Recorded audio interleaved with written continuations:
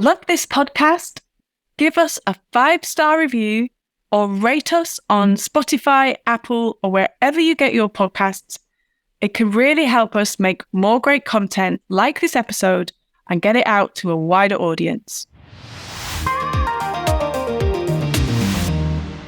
I was just listening to this guy's life story, and I did have an out-of-body experience where I was looking at myself from above and I'm like, just go home. You don't even want to date right now. You want to be single. You're not interested in anyone. So I actually did leave. I remember saying to him, I said, I'm so sorry. I'm not feeling well. I'm going to go. And I did leave. Welcome to Another Door podcast. Another Door is a place that you come to when you're rethinking your work, whether it's job loss, a career change, or you just want to rethink how you are doing your work right now. Come and find us at anotherdoor.co.uk. On this podcast, I am joined by Angelique Joan. Angelique caught my eye with her book, which is called Ready, Steady, 30, Figuring It All Out, whatever that means. Really like the concept of her book. She's telling her story, but also lots of great insights and guidance if you're feeling a bit lost. And even though I am definitely not in my 30s anymore, I could really resonate with what she talked about. And actually, maybe it's not about an age at all. It's just about being in a place, a moment in time, whatever age you are, and just wondering, what am I meant to be doing? Why do I feel lost? Why am I stuck? And we talk about the acceptance of where you are, being open to opportunity, but releasing pressure from yourself. So it's a great conversation just around life, really, with some great stories that she tells as an actress and as someone finding her way. If you enjoy it, please let us know, leave a review. It means a lot to me to hear from you about what you're enjoying about the podcast.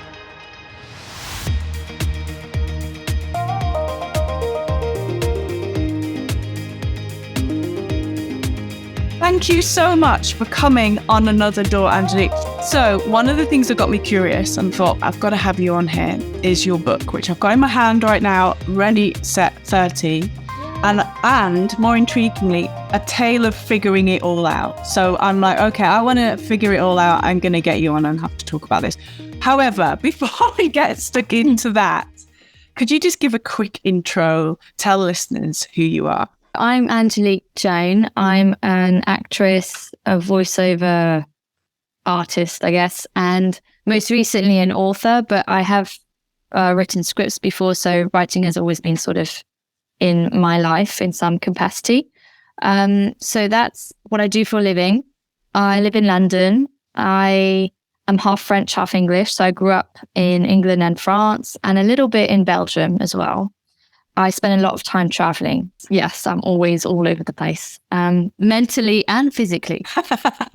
So that's me. And the book is actually very relevant to Another Door moment. But maybe is there an Another Door moment that particularly springs to mind when something closed and another door opened that just made things change? Every other week, I get a door closed in my face, and then there's usually a reason for that, and then it leads to something better. The biggest one was probably when I first moved to London, and I was told by a casting director that, I should probably not pursue this. It was not really going to go my way, and I should think about doing something else. That obviously, when you tell a 20-year-old who's just moved to London from France, I was like, right, well, I'm going to pack up my bags and go home. But the same week, I got a casting and got the part that led to then me getting a better agent and then getting bigger credits. And it's so weird because I really was like, well, that's it. I tried and that's not going to go my way. And, fair enough. And I have found that now every time something like that happens, like if I get really close to getting a part and I don't get it, it's usually because, the dates of the filming, something else was happening, or, it's something really coincidental. And I sort of call it in my life as well, where I'm like, well, you know what? It wasn't meant to be. It's kind of the same with, your personal relationships. If it doesn't work out, usually there's something better around the corner. Usually, I'd say. Oh, do you know how many people will be listening to this resonating? But it's so hard, isn't it? When that it's hard. When it happens. No, when it happens, obviously, I was really good at shoving all my feelings down. In terms of like all the rejection and all that stuff, I was like brushing it off. And then it came a point where I think I was physically aching. And I was like, what's going on? And actually was like, no, you have to deal with these no's. You have to sit with yourself and be like, okay, that's disappointing. That's okay. It's okay to be disappointed and sad. Yeah. But in the back of your mind, try and remind yourself, no, okay, there's usually a reason that this is happening and something better will come along. And because it does, it really does. I like what you just said there as well about hold the space to call in something better. Yeah. It's important to do both, because I remember being at a point where I was being too positive and I was like, no, I'm not sad, something else will come along. But actually it is important to feel the disappointments, because you build it up and then it explodes in a really dramatic way. In my book, I actually do talk about this, and everything balls up and then you just explode. And so it's okay to sort of sit with it, and then, but then keep, pushing, keep trying, because something good will happen out of your efforts. You're right. Your book, we were just talking about this before we went recording, but I really like it because it's personal. It's got personal stories weaved into insights and little nuggets of just things that you observe, rather than being just an expertise. This is how you figure it out. You really weaved it, and you're very honest, actually. I found it very refreshing, very honest about, actually, it's quite hard sometimes. Yeah. What made you want to write the book? Let's get stuck into that. Ready, Set, 30, a tale of figuring it all out, whatever that means. It stems from a few things. I never thought I was going to write a book. But over the decade in London, I kept little notes of my worst dates in London, my worst jobs, because when you're an actor, most people don't know this, but you're not always acting, right? You're doing a lot of horrible, crappy side jobs that are ridiculous sometimes. I have done jobs that are absurd. I was bag search security at Kensington Palace for 2 months, searching people's bags. There was this old lady that came in with her gal pals. She was about 70. And before I put my hands in her bag, and thank God I do have gloves on, but she was like, listen, I'm staying over at my boyfriend's place tonight. So you might find a few unusual things in there. And I was like, dear God, what is going on? So I put my hands in my bag and I instantly saw a vibrator and some underwear. Wow. I was like, she's going to the Diana exhibition right now. I remember just looking up at her. I said, good for you. Good for you. No different. And then she said, well, thank God you've got gloves on. So we had a little laugh. But that was by far the funniest thing. I honestly, I still remember her to this day. That was brilliant. Yeah. But it is one of those jobs where you look at each other. There was 4 of us and we just were like, what are we doing with our lives? What are this about? And there are many jobs like this, many. The book stems from just making fun of myself. And also, when you're in your 20s, you're so lost. There are so many questions all the time. And I'm someone who overthinks everything. And I wanted to be the best at everything. And obviously that doesn't happen all the time. So I felt like I was failing and not knowing who I was and why did I not know what I wanted. And when I turned 30, I wrote a letter to myself on the day. I sat down for a couple of hours and I just wrote about the lessons, the setbacks, the failures and the laughs and, what I take from all of it. And I don't know why, but I felt compelled to share it on social media because I thought well, this is funny, and I'm sure some people will relate. And the feedback I got was baffling. I got so many messages in 24 hours that everyone was like, well, we want to know more. Can you make this longer? I just thought about that idea for like a few weeks, and I was like, do I actually have a book in me to do this? Do I have all those stories to tell? And then COVID happened. And aside from having some sort of, breakdown, like most people did, I'm sure, I thought, well, I do have ideas and I do have stories to tell, and I have lived a very eclectic decade. So I decided to divide my book into 7 chapters that covered like all aspects of life. And somehow a book came out 2 years later, nearly 2 years later. Yeah. Yeah. And that's what struck me as well about it. It is almost like guide to life, because you've kind of gone through all the elements of friendship and love and, all the parts that all come together to make us this hot mess, as we call it. Yeah. And the other thing that made me smile was I would just like you to take the 30 bit off, and it's just like get ready, set, and then that's life. Because I was reading it going, oh my God, this is just us again and again. And we think we're going to solve it all when we get to 40 and then 50 and 60. And we still haven't solved it unless we're like the lady that you met with her.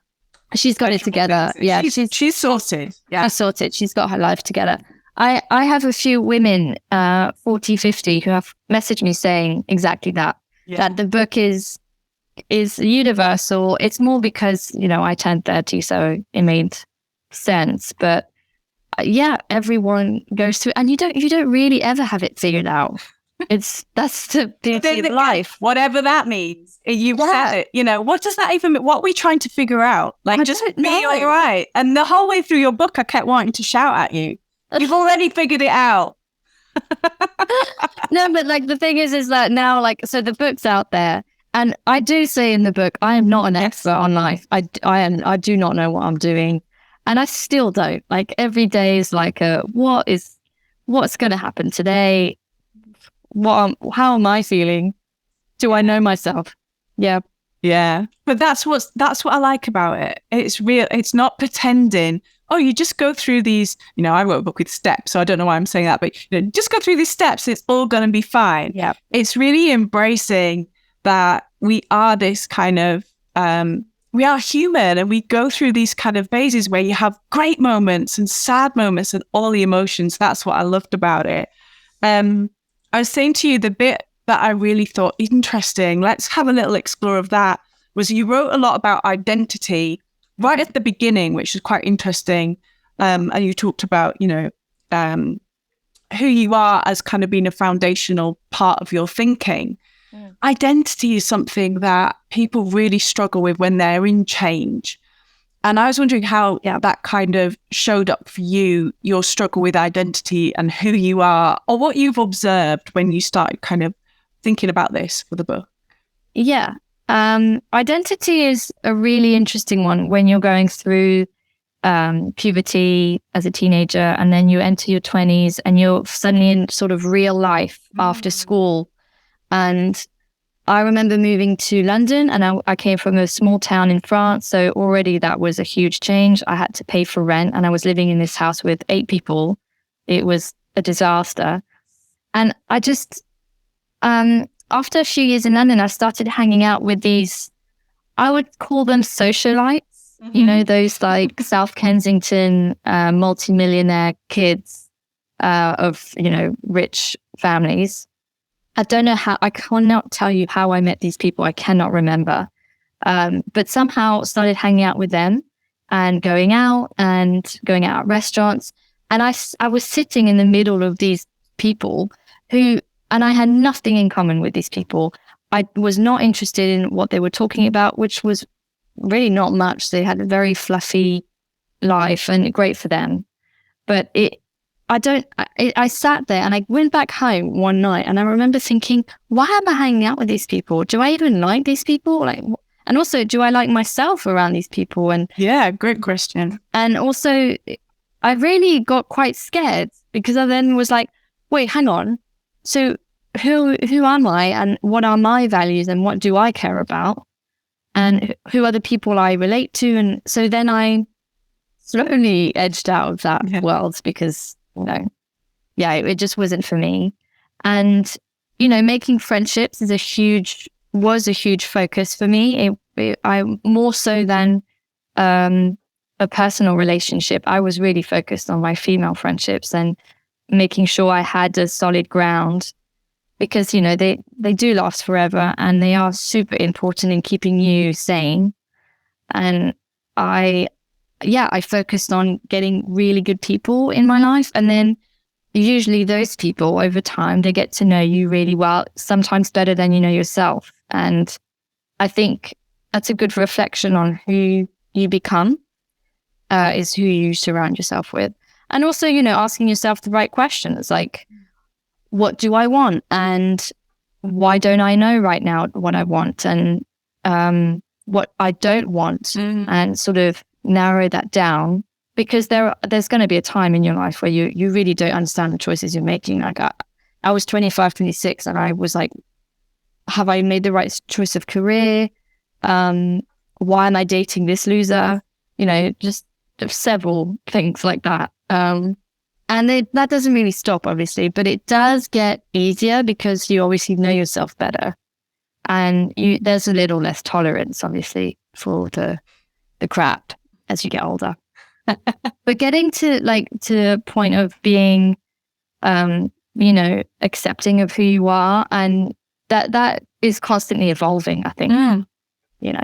I'm constantly trying to be a better person. Like, I'm in a stable relationship, and I think that makes you also want to become a better partner and all of that.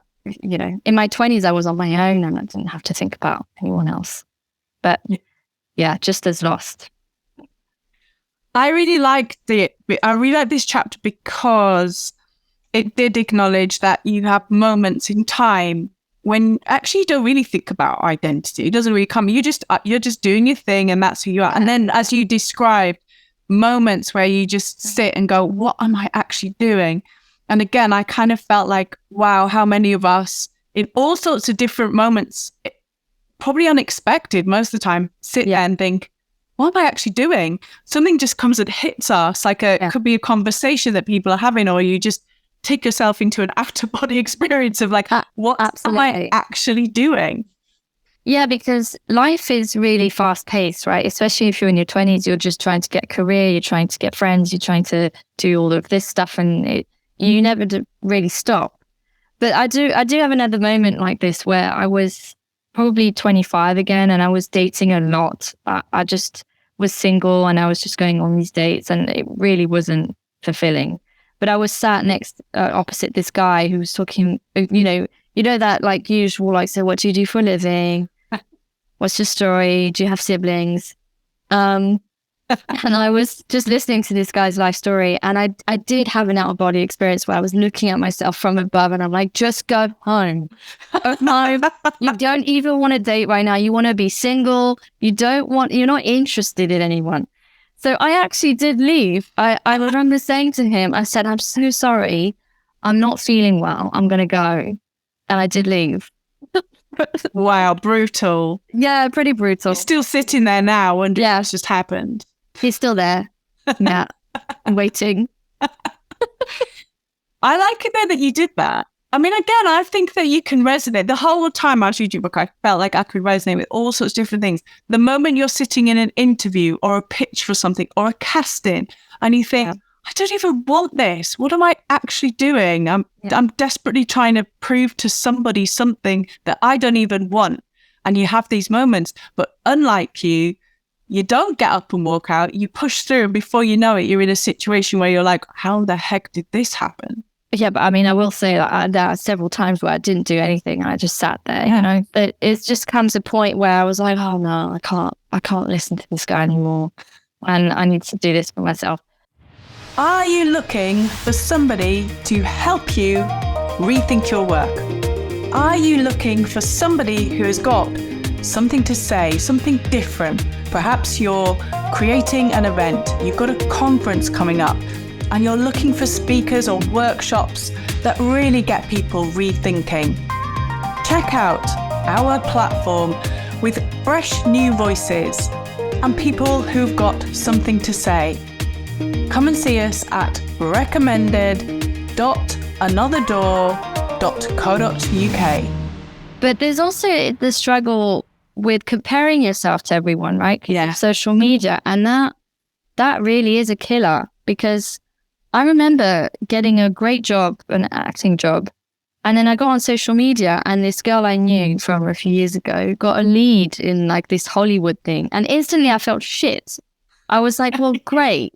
I thought I was doing well. Someone else is doing better. So that ruined my day. And it's the same with everything. Like if someone gets engaged or has a baby, you think, oh, should I be doing all of this? And why am I not there? And it's constant. It never really stops. It's more, and that's why like those moments of like asking yourself, okay, what am I doing? What makes me happy? And what can I do to be happier if I'm not right now? They're important moments. Yeah. The thing with the comparison is huge. And I think, you can kind of go down the route of making it a little bit clear and go, comparison is the thief of joy, and all of these great memes that sometimes you see on Instagram. Great. Okay. Useful to a point. But that doesn't actually work, because I think as humans, we've got it built into us, this comparison thing, and this kind of should, as you say, all of it comes up. To me, acknowledging that is far more powerful. Going, do you know what? Yeah, I am a bit jealous. I am a bit envious, and that's all right. But what can you do with that? Is it because you want that, or is it just because you feel like you should be doing that? And then you get answers. And I think you can kind of step into those feelings rather than push them away. Or I think we get shamed into, we shouldn't be jealous, we shouldn't be envious, we shouldn't compare. But we do. Yeah. It's natural. But what is it telling us? Because sometimes I've seen people who say had a book out and they're doing better than me on all my books. They're selling more than my book or something like that. Or they've got a, great speaker gig. I remember my friend saying, well, would you want to do that then, that they're doing? Is that something you'd like to pursue? And I remember thinking, hell no, I don't want to be doing that. And yet I was feeling so like, oh God, that's really... But it's the same with one of my best friends. She's single and she's constantly like, like all these dates, everyone's shit. Like, and I look at you and your partner, you guys are great. And I did ask her, I was like, do you even want a relationship right now? Because she's constantly traveling. Yeah. And she's like, not really. And I'm like, well, obviously that's why you're attracting all this in like, you're not going to attract anyone decent if you're not giving off that. And you can be like, oh, those guys are cute, like, but that's maybe not your path. So, and that's fine. But it's weird how because we see it on social media, we see it in our lives, we're like, oh, I want that, but actually maybe not. Wanting is such an interesting thing, isn't it? Like, what are we actually striving for? And again, like you do a great job working through it all, as you say, trying to figure it all out, but actually figuring nothing out apart from like, it's all okay where you're at. Yeah. It's the general message, which is basically so powerful. Yeah. But you have to work on that. You have to be okay that where you're at is okay. And if you want something more, we'll start working on it. Yeah. I was saying I really liked as you kind of work through, as you say, all the different parts, the love part, the family part. Mm-hmm. And then as you get towards the end, you think, okay, how is this going to end? Because I kind of want to know more now, but it's ending. And it's interesting that you actually started embracing, perhaps more traditional books might put it further in the front, around actually embracing anxiety, embracing your flaws, and talking quite honestly about that. Was that quite conscious that you kind of wanted to, not end on a happy, I mean, it is quite a happy ending, but as in, happy ever after, Yeah. No, it wasn't conscious. That you're not the first person to bring this up. I think it was actually one of my friends. She was like, did you know you did this? And I start the book with body image, which is quite a heavy chapter. And I end with something that could be, seen as something heavy, but unfortunately, a lot of people deal with anxiety nowadays. It's really I'd say most people, even if they're not aware of it, all different, are stressed. And I think it's just important to understand a little bit of what it is and how it can look different for everyone. But you can't really master anxiety, I think. So the chapter's called Taming Anxiety, and you can't really. You can try every sort of thing possible. What surprised me with anxiety is I started having panic attacks when I was 26, which was quite late. And I've always been quite a stressed out person because I just over worry about most things. But actually having physical symptoms, that's different. That's anxiety. And I was starting having tension headaches. And I went to see this. I have a friend, she's a bit of like this guru. She's like, go see my Reiki. And I'm like, sure, I'll go see this healer. Very London. And I went to see this woman, and she, you lie down and she does her thing. And I by the way, I walked in there with the worst headache, feeling so tense and just really overwhelmed with anxiety, and it wasn't going away. It was a permanent feeling. It had been like maybe weeks of me feeling like I can't not panic. And she did this half an hour thing, and I left there like nearly flying. I couldn't believe everything she had lifted up. But then, like, obviously that's not permanent, right? But it doesn't mean that your body holds so much in. And that's why I say, like, deal with your disappointments, because your body will fight to show you that you're feeling this way in some shape or form. So it's important to deal with any problem you have in front of you, not just because most of us try to like brush it under the carpet, but it tends to come back and create more stress. And that's really when anxiety sort of builds up and becomes unmanageable sometimes. Yeah. I just think it's just a great message, because you're right, rather than pushing it away, or pretending you can just switch it off, you've put taming, and I just felt like, it's embracing it. It's kind of knowing that it's going to show up, it's going to say hello at some point in some form. What can you do?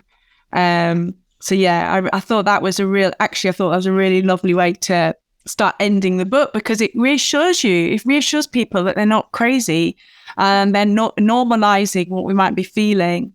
It was really... It does, and the book does end with those fire tips, doesn't it? I thought, I'm going to make anti-tips a little bit funny, where I'm just going to pretend I'm giving tips out, and then the worst kind. But yeah. Well, I was going to say to you, is that going to be like the next door? So exactly, you end on like an agony ant column of perhaps inappropriateness. I love it. Could this be your next door? Is this your new thing? Oh, I don't know. I don't know what my new thing is. Are you searching, or are you happy where you're at right now? I am doing a bit of both, actually. I'm happy where I'm at, but I'm also, the end of the year's coming. You're always like, oh, yeah, okay, what's next year? I'm writing 2 scripts at the minute that are being commissioned, so that's taking up a lot of my time. And if I'm honest, I'm being quite obsessed with paint by numbers, so that's taking up a lot of my time as well. Wow, that's where I'm at in life. I love that. Right, okay. So, are we allowed to know what's the scripts about? What's the idea? Are we allowed to know a little? I could just say the script is a comedy drama, like a half an hour comedy drama, because I feel like that's missing right now. That really is missing. And it's about 4 girls in London going through a bunch of things in a funny, dramatic way. That's all I can say. Well, if it, and it's the book, I mean, if you can build that in, that is exactly what we need right now. Yeah. Well, I really loved the book, as I said. It reminded me a little bit of like a Dolly Anderton, that kind of everything. Yeah. I know. Is that what it was? Yeah. But it was kind of more, you gave it more like of a journey. I went on a journey with you. Oh, thank you so much. Yeah. And I did feel it was so helpful, not just the space that you're in, as people have already told you, it was far bigger than that. So I'm pretty sure if you just wanted to go back and revise it, it would be helpful for a lot more people, because it's embracing life and everything gets thrown at you. And it was such a great read. So thank you so much for sharing it. Thank you very much. Where can people find you if they want to follow you? You can find me on Instagram, Angelique.Joan, and my website, angeliquejoan.com. And then the book's on Amazon everywhere. Yeah, that's great. We'll put that in the links as well so people can find it. And thank you so much for coming on. And good luck with whatever happens next and whatever door opens. We will be watching with great anticipation. So thank you. Are you looking for somebody to help you rethink your work? Are you looking for somebody who has got something to say, something different? Perhaps you're creating an event, you've got a conference coming up, and you're looking for speakers or workshops that really get people rethinking. Check out our platform with fresh new voices and people who've got something to say. Come and see us at recommended.anotherdoor.co.uk. Love this podcast? Give us a 5-star review or rate us on Spotify, Apple, or wherever you get your podcasts. It can really help us make more great content like this episode and get it out to a wider audience.